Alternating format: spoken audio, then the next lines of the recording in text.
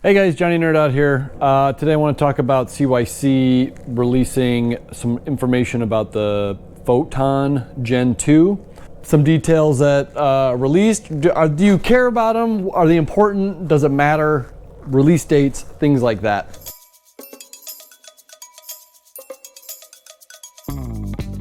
Okay, so let's just get right into it. It looks like spec-wise, it's going to be very similar to the first gen, power-wise and all that. 250, 750 watt nominal rating with unrestricted modes going up to 2000 watts. That was the same with the first gen, second gen. Torque is going to be 120 newton meters, which I believe was about the same as the first gen. Looks like the main differences are going to be they put an emphasis on serviceability, like being able to service the motor yourself, the customer base. As you guys remember, when the first gen came out, you couldn't do anything. You couldn't even change your own chain ring.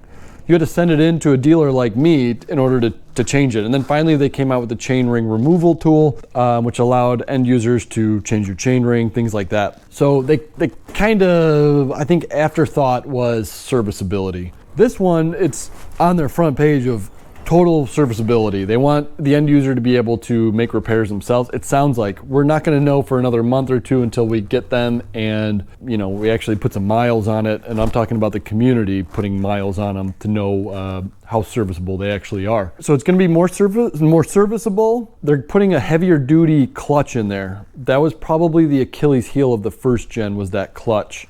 Not that it was super bad, not the movie, but just super bad. It was definitely, I would say, a weak part of that. I would say 1 out of 30 motors that I sold would have a bad clutch. Maybe not even, maybe 1 out of 40 or 50. So it wasn't a crazy common occurrence, but it did happen enough where it was kind of annoying. Another thing that's coming with the Gen 2 is more chainring options. They're gonna have 36, 38, 40, 42, and 50 tooth, which is more than the Gen 1 had, which was just, I think, 34, 38, 42, and 50.